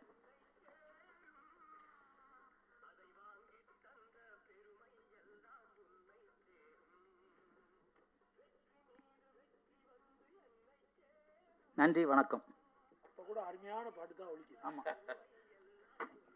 அவருக்கு ஃபண்டுன்னு ஏதாவது இருந்துச்சுன்னா தயவுசெய்து இங்கே வந்தவங்க ஏதாவது ஃபண்டில் சேருங்க. நான் என்னுடைய சார்பாகவும் என் குடும்பத்தார் சார்பாகவும் நான் ஃபண்டு கொடுத்துட்றேன். ஏன்னா பாதிக்கப்பட்ட கலைஞனுக்கு நிறைய செய்யணும், அவன் குடும்பத்தாருக்கு நிறையா செய்யணும். நம்மளோட மேலே எதுவும் வரப்போகிறதே கிடையாது, புண்ணியம் மட்டும்தான் வரும். தானம் தர்மம் புண்ணியம் வேறு எதுவுமே வராது. நான் அந்த தத்துவம் தெரிஞ்சவன். ஸோ நம்மளால் முடிஞ்சது ஏதாவது செஞ்சுக்கிட்டே இருக்கணும். லைஃப்பில் யாருக்காவது நல்லது செஞ்சுக்கிட்டே இருக்கணும். அந்த அடிப்படையில் அவங்களுக்கு வந்திருக்கிறவங்களுக்கு சரி, என் குடும்பத்தார் சார்பாகவும் நானும் செய்கிறேன். எந்த உதவினாலும் செய்யணும். நல்ல மனசியா, உங்களுக்கு உண்மையில் வாழ்த்துக்கள். இதுக்காக நீங்கள் பெரிய ஹீரோ ஆகணும். இந்த ஒரு இது சொல்கிறீங்களா, நல்லா எல்லாருக்கும் சிரிக்கணும், அதே ஒரு பெரிய விஷயம். அதே மாதிரி பாபா லட்சுமணனுக்கு அண்ணன் விஜயமுரளின்னு சொன்னாங்க, அவருக்கு எதனா ஹெல்ப் பண்ணணும். ஏன்னா எனக்கு வந்து கிட்டத்தட்ட ஒரு 40 வருஷம் இருப்பீங்களா, 40 வருஷம் ஜாஸ்தி இருக்குமா. இங்கே வெள்ளாளத்தூரில் இருந்தீங்க நீங்களும், விக்ரம் சாரும் 40 வருஷம் மேலே இருக்குன்னு நினைக்கிறேன். அன்னைக்கு இருந்தே அடுத்தவங்களை உழைச்சி பழக்கப்பட்டவர் பாபா லட்சுமணன். அவருக்காக யார் உழைக்கிறான்னு தெரில. கண்டிப்பாக நாங்கள் ஏதோ உங்களுக்கு பண்ணுவோம், நிச்சயமாக அப்படி நினைக்கிறேன். நான் பண்ணணும்னு நினைக்கிறேன். ஐயா சொன்னாங்க, இப்போ முதல்ல அவருக்கு ஒரு உதவி பண்ணால் நல்லாயிருக்குன்னு நினைக்கிறேன். நிறையா இருக்கும் பட்சத்தில். ஏன்னா நீங்கள் சொன்ன மாதிரி 40 வயசுக்கு மேலே யார் உயிரோடு இருப்பா, யார் இறந்துருவான்னு யாருக்குமே தெரியாது. இருக்கதை கொடுத்துட்டு மரணம் அடைகிறது ரொம்ப நல்ல விஷயம். ஏன்னா அப்படியே யாருங்க போட்டிட்டு எல்லாத்தையும் ஜெயிச்சாங்க, யாருங்க அலெக்சாண்டரா அலெக்சாண்டர் போயிலுமோ ஒன்றுமே இல்லை. ஆமாம், அலெக்சாண்டர் எல்லா ஊரையும் நாட்டையும் பிடிச்சாரு. போகும்போது சவப்படியில் கையை நீட்டிங்க, 4 டாக்டர் தான் நான் தூக்கிட்டு போனோம் அப்படின்னு சொன்னாங்க. என்னன்னா நான் கொண்டு போகும்போது ஒன்றுமே இல்லை, வெறுங்கையோட போகிறேன். அது மாதிரி போய் தூக்குறதுக்கு 4 டாக்டர் தான் என்ன பழக்க வைக்க முடியல. இறைவன் என்ன நினைக்கிறேனோ அதுதான் நடக்கும். அது வரைக்கும் நம்ம ஒழுக்கமாக இருக்கணும், நல்லவனாக இருக்கணும், வல்லவனாக இருக்கணும், அம்மா அப்பாவை மதிக்கணும். தாயை மதிக்கிறவன் மட்டும்தான் வாழ முடியும், தந்தையை மதிக்கிறவன் மட்டும்தான் வளர முடியும். இந்த ரெண்டையும், தாய் சொல்லை தட்டக்கூடாது, தந்தை சொல் முக்கிய மந்திரம் இல்லைன்னு சொல்லுவாங்க. அந்த இது உங்களுக்கு எல்லாருக்கும் இருந்தால் நீங்கள் உண்மையில் உங்கள் வெற்றியை யாருமே தடுக்க முடியாது. அவன் சொல்லுவான், இவன் சொல்லுவான், ஃப்ரெண்டு அது இது எல்லாம் சும்மா டம்மி. எல்லாம் நம்ம எப்போ மேலே போகும் பிடிச்சி காலை இழுக்கலாம்லாம் நினைப்பான். அதெல்லாம் கிடையாது. நம்ம தாய்க்கு மிஞ்சி ஒரு தெய்வம் கிடையவே கிடையாது. அதுக்கப்புறம் தந்தை, இந்த 2 பேர் சொல்கிறத கேட்டிங்கனாலே நீங்கள் நிச்சயமாக பெரியவர் ஆகிடலாம். ஆனால் புரட்சித்தில் எம்ஜிஆர் வீட்டில் நான் இருக்கும்போது எம்ஜிஆர் சொன்ன ஒரே வார்த்தை, அம்மாவை மதிக்கணும், அம்மாவை மதிக்கணும். அதனால தான் அம்மாவை மதிச்சா இன்னைக்கு வரைக்கும் நம்ம தலைவரை பற்றி பேசிகிட்டு இருக்கோம். அந்த தாயும் தந்தை மதிங்க. அது இல்லாமல் உலகத்திலே முதல் உருவான நாடு நம்ம தமிழ்நாடு. இந்த இந்தியா எத்தனை போராட்டம் நடந்தாலும் இந்தியா ஓரளவு நிம்மதியாக இருக்கிற காரணம் இந்தியர்கள் அனைவரும் புனிதம் பெற்றவர்கள். அதுவும் அந்த தமிழ்நாட்டில் பிறக்கணும்னா புனிதம் பெற்றால் மட்டும் இல்லை, தியானம் பண்ணாமல சித்தர்கள், புத்தர்கள், புனிதர்கள் பிறக்கிற இந்த தமிழ்நாடு. அந்த தமிழ் வாழ்க, தமிழ் வெல்க, தமிழன் வென்றே தீர்வோம். நன்றி, ஜெய்ஹிந்த். சார் அவர்களுக்கு, நம்ம கணேஷ் சார் அவருக்கு, குறிப்பாக அந்த படத்தோட ஹீரோயின் அவங்களுக்கு நல்லா லவ் பண்ணாங்க. அதான் கேட்டேன், எப்படி மேடம் லவ் பண்ணீங்கன்னு. ஸ்கூலில் அதை கற்றுக்கிட்டேன் நாங்கள். அதை விட சார் லவ் பண்ணதான் ரொம்ப நல்லா இருந்துச்சு. ரொம்ப நேரம் அந்த ஜீப்பையும் அந்த பைக்கும் ஆக்ஷன் பண்ணிக்கிட்டே இருந்தாங்க. எனக்கு புரியல அது என்னன்னு. ஐயா என்னங்க அது, டைரக்டர் கேட்போம், என்ன அது? அதாவது உன்னுடைய மனநிலை என்னுடைய மனநிலையும் இந்த இன்ஸ்ட்ருமெண்ட்ஸ்ல காட்டணும். கடையில் கார் அடிச்சிருது. ஆமா, உண்மையிலே சந்தோஷமா இருந்துச்சு. எனக்கு மதுரை செல்வம் சார் தான் கூப்பிட்டாரு. ஆக்சுவலாக திருவடிசூலத்தில் ஷூட்டிங்கில் இருந்தேன். அங்கேருந்து வந்துட்டு கேட்டேன் என்னன்னு. இன்னும் 1/2 hour கழிச்சு வாங்கன்னாரு. சரி வீட்டில் கொஞ்சம் ரெஸ்ட் எடுக்கலாம், ஒரு படம் பார்க்கலாம், படம் பார்த்துருந்தேன். கரெக்டாக அங்கே வந்துட்டேன். மதுரை செல்வம் கூப்பிட்டனால வந்துட்டேன். அது மாதிரி இந்த இது ட்ரெய்லர் தான் பண்ணியிருக்கீங்க அப்படி சொன்னாங்க. செல்வம் சாருக்கு எல்லாமே தெரியும், சினிமா பற்றி எல்லாம் தெரியும். ஒரு நல்ல டெக்னீஷியனை வச்சு படத்தை ரொம்ப நல்லா கொண்டு வாங்க. ஏன்னா இன்றைக்கி படம் பார்க்குறவங்க எல்லாருமே நம்மளை விட ஒரு 1000 மடங்கு அறிவாளியாக இருப்பாங்க. அவங்களுக்கு நம்ம படம் பார்க்கும்போது இந்த படம் சரி அப்படின்ற மாதிரி இருக்கணும். இருந்தால் மட்டும்தான் அந்த படம் ஓடும். காசு இருக்குன்னுலாம் படம் எடுத்துட முடியாது. காசு இருக்கிற மாதிரிலாம் படம் எடுத்தால் அது நிறைய பேர் என்னாச்சுன்னு தெரியும். அதில் படம் எடுக்கும்போது ஒரு வாட்டிக்கு 100 வாட்டி தெளிவாக கதையை முதல்ல முன்னாடிலாம் ஒரு சீன் நல்லா இருந்தால் போதும். இப்போ ஒரு ஃப்ரேம் நல்லா இருக்கணும். அப்போ தான் படம் பார்க்க வருவாங்க உள்ள. ராபர்ட் அவர்கள் படம் ஒன்று எடுத்தாங்க, நானும் நடிச்சிருந்தேன் அதில். அது ஓரளவு நல்லா போயிடுச்சு. ஏன்னா அதில் நிறைய வித்தைகள் வச்சுருந்தாரு. இப்போ நீங்கள் ஃபைட்லாம் பண்ணணும். ஃபைட்டு கற்றுறீங்களாயா? ஒரு ஃபைட்டு சீன் எடுத்து போட்டிருப்பாங்க. அது ட்ரெய்லர் வரலையே. ட்ரெய்லரில் வரல, இப்போமே காட்டிட்டா மக்களுக்கு சுவராசி குறைஞ்சிரும். இல்லை, எனக்கு ஒரு சின்ன பயம் இருந்துச்சு. ஏன்னா 75 எனக்கு வயசு, 74 ஐயாவுக்கு 73. என்னோட நம்மளோட ஒரு வயசு ஒரு ஹீரோவை நடிச்சிட்டாரே, இப்போ நம்ம வேறு ஹீரோ நடிச்சுக்கிட்டு இருக்கவன் நினச்சேன். சரி அதில் பரவாயில்ல, ஒரு டஃப்பாக தான் இருக்குது ஒரு. ஆமாம், ஏன்னா ஒரு வயசு முன்ன பின்னாடி. ஆனால் லவ் சீன் இது மாதிரி எனக்கு பண்ண தெரியுமான்னு தெரியாது. இல்லை, எனக்கு அவ்வளோ லவ் சீன் வராது. அந்த மேடம் நல்லா லவ் பண்ணாங்க, டீச்சரு. இல்லை நேச்சுரலாக என்ன வேணால் லவ் பண்ணிப்பாங்க. நான் யாரையும் லவ் பண்ணதில்லை. இல்லை, நான் ஆஞ்சநேய டாலில் போட்டிருப்பேன். எப்போதும் ஆஞ்சநேய டாலில் தான் வச்சுருப்பேன். உங்களுக்கு தெரியாது என்ன? வேறு யாருன்னா சொன்னாலும் உங்களுக்கு தெரியுமே. அப்புறம் ஐயா சொன்னாங்க, எனக்கு 1000 பிள்ளைங்க, 1000 மருமகள், 1000 பேத்திங்கன்னாங்க. அப்படியே பேச்சு வாக்கில் 1000 பொண்டாட்டிங்கன்னு சொல்லிடுவான்னு நினச்சிட்டேன். ஐயோ சொல்ல போறீங்க நினச்சேன். அப்போ தான் நைஸாக கேட்டேன், எங்கே மேடம் வரலையான்னு கேட்டேன். இல்லை அவங்க வரல அப்படின்னாங்க. ஏன் அப்படின்னு கேட்டேன். தெரியல, கொஞ்சம் இதாக இருக்காங்க. பேஷண்ட்டு நான் நம்ப மாதிரி இல்லை எனக்கு. ஓகே, பேஷண்ட்டு இருக்கட்டும், ரொம்ப சந்தோஷம். ஆமாம், அதுதான். ஏன்னா ஆரோக்கியம் இருக்கணும். ஏன்னா ஐயாவே இந்த ஆரோக்கியம் இதை நீங்கள் சொல்லலையே, மேடையில் சொல்லணும் இல்லையா? என்னங்க சினிஃபீல்டு பேஷண்ட்டா? அப்படியா? சரி, உங்கள் பேர் நல்லா இருக்காப்ல. இப்போ விசுவெல்லாம் பற்றி பேசிக்கிட்டு இருந்தாங்க இல்லையா? விசுவை நானும் எப்போ சந்தித்தோம்னா 1985 ராஜ் டிவி ராஜேந்திரன், ரவி, ரகு, அண்ணன் தம்பி 3 பேர். அப்போ அவர் விசு சார் என்னுடைய ஸ்டோரி, என்னுடைய முகவெட்டெல்லாம் பார்த்துட்டு, நீ வந்துரு நம்ம சேர்ந்துருவோம் அப்படின்னாங்க. என் ஒய்ஃபை நான் கன்சல்ட் பண்ணேன். நீ சினிமா துறைக்கு போட நான் தற்கொலை பண்ணிக்கிறேன்ட்டா. ஸோ என் பிள்ளைகள்லாம் அப்போது 7 வயசு 10 வயசு. நான் பிள்ளைய பார்ப்பேனா கலைத்துறையை பார்ப்பேனா, ஆனால் கலை வெறி அடங்கலை. அது கடைசியில் இப்போ சின்ன பிள்ளை ஃபேமிலி என் வீட்டுக்காரின்னு போயிடுச்சு. பெரிய பிள்ளை பேரங்க மகன்னு ஆயிடுச்சு. பார்த்தேன் இதான் சந்தர்ப்பம்னு புகுந்துட்டேன். ஸோ அவர் சினிஃபீல்டு பேஷண்ட்டு. ஓகே, நீங்கள் வெற்றி பெற வாழ்த்துக்கள். இல்லை, உண்மை நிறையா சொல்கிறாரு. அவங்க வந்து சினிமாவுக்கு எதிரிங்கிற மாதிரி காமிச்சாரு. ஆனால் எம்ஜிஆர் ரசிகர்ல அவங்க. சிவாஜி ரசிகா. அப்புறம் எப்படி சினிமாவுக்கு எதிரியாக இருப்பாங்க? அவங்க எல்லோ தெரிஞ்சிருக்கணும், அவர் சினிமாவில் அப்படி இப்படின்னு தெரிஞ்சிருக்கணும். ஆனால் சினிமாவில் இருக்கவங்க எல்லாம் நல்லவங்க. ஓகே, இல்லை அவரை கூடவே இருந்து பார்த்துருக்காங்கல்ல, அதனால நீங்கள் சினிமா போகக்கூடாது அப்படின்னு சொல்லிட்டாங்க. ஓகே, ரொம்ப சந்தோஷம் நீங்கள் வந்திருக்கீங்க, வரவேற்புங்க. உண்மையிலே நீங்கள் ஜெயிக்கணும் அப்படிங்கிறது நாங்கள் நினைக்கிறோம். ஏன்னா நீங்கள் உங்களுக்கு எல்லாம் ஆஸ்ட்ரோ எல்லாம் நமக்கு தெரியும், அதனால் உங்களுக்கு எல்லா விஷயமும் தெரியும். ஆனால் என்னோட ஒரு இது நான் அதனால ரவுடி தாத்தாவை செட்டப் பண்ணது செல்வம். ரவுடி தாத்தா மாதிரி செல்வம். ஓ, நீங்கள் நல்லா இருப்பீங்க சார். உண்மையில் ரவுடி தாத்தா சூப்பராக இருக்கும். டைட்டில் யார் செட் பண்ணது? Super super title. நீங்கள் இந்த படத்தை கூட ரவுடி தாத்தானே வச்சுருந்தா நல்லா இருந்திருக்கும். Double lower. சூப்பர். ஓகே, சூப்பருங்க. அந்த இந்த இந்த படம் மாதிரி சிவாஜி சார் படம் கௌரவம். ஆமாம் ஆமாம், நீங்கள் தசாவரம் மாதிரி 9 கடை வேஷம் கூட நடிக்கலாம். நீங்கள் தான் எடுக்கணும் படம், இல்லை உங்கள் பேரன் பேத்தியெல்லாம் வச்சு எடுக்கணும். ஓகே, ரொம்ப சந்தோஷம். உங்கள் வீட்டில் எல்லாருக்குமே ஒரு கைத்தட்டல். ஏன்னா நீங்கள் எல்லாம் வந்திருக்கீங்க, உண்மையில சந்தோஷமாக இருக்குது. ஏன்னா ஒரு ஹீரோ பின்னாடி இவ்வளோ பேர் வந்திருக்கீங்கிறது ரொம்ப சந்தோஷமாக இருக்குது. எப்பவும் அவர் கூட இருங்க. ஏன்னா அவர் ஒரு நல்ல மனிதராக தெரிறாரு. நான் சொல்லும்போது கூட கோவப்படுவார்னு நினச்சேன். அது வந்து நல்ல ஒரு அற்புதமான பேசி அதையும் ஒரு நல்ல இதாக கொண்டிருக்காரு. பரவாயில்ல, எனக்கும் அது கிடையாது. எனக்கு அது கிடையாது. நான் சினிமாவில் 52 வருஷம் இருக்கும், டீ கூட சாப்பிட்டதில்லை. நீங்கள் டீ சாப்பிடுவீங்களா ஐயா?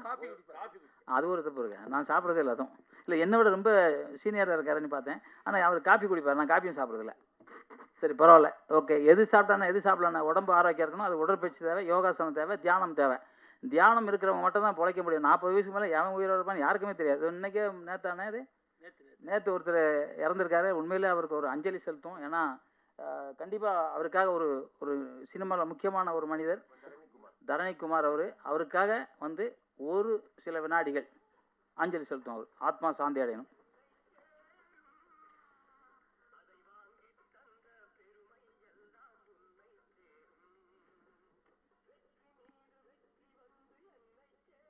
நன்றி, வணக்கம். அவருக்கு ஃபண்டுன்னு ஏதாவது இருந்துச்சுன்னா தயவுசெய்து இங்கே வந்தவங்க ஏதாவது ஃபண்டில் சேருங்க. நான் என்னுடைய சார்பாகவும் என் குடும்பத்தார் சார்பாகவும் நான் ஃபண்டு கொடுத்துட்றேன். ஏன்னா பாதிக்கப்பட்ட கலைஞனுக்கு நிறைய செய்யணும், அவன் குடும்பத்தாருக்கு நிறையா செய்யணும். நம்மளோட மேலே எதுவும் வரப்போகிறதே கிடையாது, புண்ணியம் மட்டும்தான் வரும். தானம் தர்மம் புண்ணியம் வேறு எதுவுமே வராது. நான் அந்த தத்துவம் தெரிஞ்சவன். ஸோ நம்மளால் முடிஞ்சது ஏதாவது செஞ்சுக்கிட்டே இருக்கணும். லைஃப்பில் யாருக்காவது நல்லது செஞ்சுக்கிட்டே இருக்கணும். அந்த அடிப்படையில் அவங்களுக்கு வந்திருக்கிறவங்களுக்கு சரி, என் குடும்பத்தார் சார்பாகவும் நானும் செய்கிறேன். எந்த உதவினாலும் செய்யணும். நல்ல மனசியா, உங்களுக்கு உண்மையில் வாழ்த்துக்கள். இதுக்காக நீங்கள் பெரிய ஹீரோ ஆகணும். இந்த ஒரு இது சொல்கிறீங்களா, நல்லா எல்லாருக்கும் சிரிக்கணும், அதே ஒரு பெரிய விஷயம். அதே மாதிரி பாபா லட்சுமணனுக்கு அண்ணன் விஜயமுரளின்னு சொன்னாங்க, அவருக்கு எதனா ஹெல்ப் பண்ணணும். ஏன்னா எனக்கு வந்து கிட்டத்தட்ட ஒரு 40 வருஷம் இருப்பீங்களா, 40 வருஷம் ஜாஸ்தி இருக்குமா. இங்கே வெள்ளாளத்தூரில் இருந்தீங்க நீங்களும், விக்ரம் சாரும் 40 வருஷம் மேலே இருக்குன்னு நினைக்கிறேன். அன்னைக்கு இருந்தே அடுத்தவங்களை உழைச்சி பழக்கப்பட்டவர் பாபா லட்சுமணன். அவருக்காக யார் உழைக்கிறான்னு தெரில. கண்டிப்பாக நாங்கள் ஏதோ உங்களுக்கு பண்ணுவோம், நிச்சயமாக அப்படி நினைக்கிறேன். நான் பண்ணணும்னு நினைக்கிறேன். ஐயா சொன்னாங்க, இப்போ முதல்ல அவருக்கு ஒரு உதவி பண்ணால் நல்லாயிருக்கும்னு நினைக்கிறேன். நிறையா இருக்கும் பட்சத்தில். ஏன்னா நீங்கள் சொன்ன மாதிரி 40 வயசுக்கு மேலே யார் உயிரோடு இருப்பா யார் இறந்துருவான்னு யாருக்குமே தெரியாது. இருக்கதை கொடுத்துட்டு மரணம் அடைகிறது ரொம்ப நல்ல விஷயம். ஏன்னா அப்படியே அவ யாருங்க போட்டிட்டு எல்லாத்தையும் ஜெயிச்சாங்க, யாருங்க? அலெக்சாண்டரா? அலெக்சாண்டர் போயிலுமோ ஒன்றுமே இல்லை. ஆமாம், அலெக்சாண்டர் எல்லா ஊரையும் நாட்டையும் பிடிச்சாரு. போகும்போது சவப்படியில் கையை நீட்டிங்க, 4 டாக்டர் தான் நான் தூக்கிட்டு போனோம் அப்படின்னு சொன்னாங்க. என்னன்னா, நான் கொண்டு போகும்போது ஒன்றுமே இல்லை, வெறுங்கையோட போகிறேன். அது மாதிரி போய் தூக்குறதுக்கு 4 டாக்டர் தான் என்ன பழக்க வைக்க முடியல. இறைவன் என்ன நினைக்கிறேனோ அதுதான் நடக்கும். அது வரைக்கும் நம்ம ஒழுக்கமாக இருக்கணும், நல்லவனாக இருக்கணும், வல்லவனாக இருக்கணும், அம்மா அப்பாவை மதிக்கணும். தாயை மதிக்கிறவன் மட்டும்தான் வாழ முடியும், தந்தையை மதிக்கிறவன் மட்டும்தான் வளர முடியும். இந்த ரெண்டையும், தாய் சொல்லை தட்டக்கூடாது, தந்தை சொல் முக்கிய மந்திரம் இல்லைன்னு சொல்லுவாங்க. அந்த இது உங்களுக்கு எல்லாருக்கும் இருந்தால் நீங்கள் உண்மையில் உங்கள் வெற்றியை யாருமே தடுக்க முடியாது. அவன் சொல்லுவான், இவன் சொல்லுவான், ஃப்ரெண்டு அது இது எல்லாம் சும்மா டம்மி. எல்லாம் நம்ம எப்போ மேலே போகும் பிடிச்சி காலை இழுக்கலாம்லாம் நினைப்பான். அதெல்லாம் கிடையாது. நம்ம தாய்க்கு மிஞ்சி ஒரு தெய்வம் கிடையவே கிடையாது. அதுக்கப்புறம் தந்தை, இந்த 2 பேர் சொல்கிறத கேட்டிங்கனாலே நீங்கள் நிச்சயமாக பெரியவர் ஆகிடலாம். ஆனால் புரட்சித் தலைவர் எம்ஜிஆர் வீட்டில் நான் இருக்கும்போது எம்ஜிஆர் சொன்ன ஒரே வார்த்தை, அம்மாவை மதிக்கணும், அம்மாவை மதிக்கணும். அதனால தான் அம்மாவை மதிச்சா இன்னைக்கு வரைக்கும் நம்ம தலைவரை பற்றி பேசிகிட்டு இருக்கோம். அந்த தாயும் தந்தை மதிங்க. அது இல்லாமல் உலகத்திலே முதல் உருவான நாடு நம்ம தமிழ்நாடு. இந்த இந்தியா எத்தனை போராட்டம் நடந்தாலும் இந்தியா ஓரளவு நிம்மதியாக இருக்கிற காரணம், இந்தியர்கள் அனைவரும் புனிதம் பெற்றவர்கள். அது அந்த தமிழ்நாட்டில் பிறக்கணும்னா புனிதம் பெற்றால் மட்டும் இல்லை, தியானம் பண்ணாமல சித்தர்கள், புத்தர்கள், புனிதர்கள் பிறக்கிற இந்த தமிழ்நாடு. அந்த தமிழ் வாழ்க, தமிழ் வெல்க, தமிழன் வென்றே தீர்வோம். நன்றி, ஜெய்ஹிந்த். லக்ஷ்மணன் மற்றும் பிரியா ஆகியோர் பெற்றுக்கொள்வார்கள். அதோட அவரோட 2 பேரன்களையும் மேலே கூப்பிடுங்க. பேரன்மார்கள் வாங்கப்பா. அவரோட முதல் ரசிகன் பேத்தியும் வாமா. உங்கள் தாத்தாவோட ஆடியோ வெளியிட்டு விழா.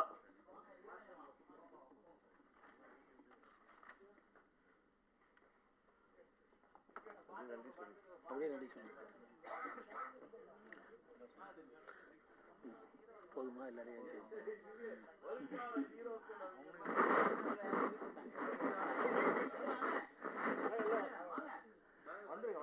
அப்படியே கீழே உட்காருங்க, வந்துருங்க நீங்க எல்லாரும்.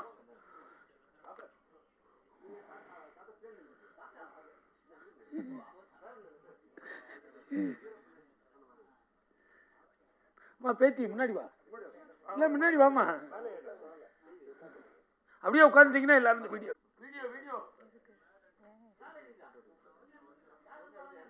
தெரியல எங்க உங்க போன் நண்டியூர் யாரு சொல்றாங்க?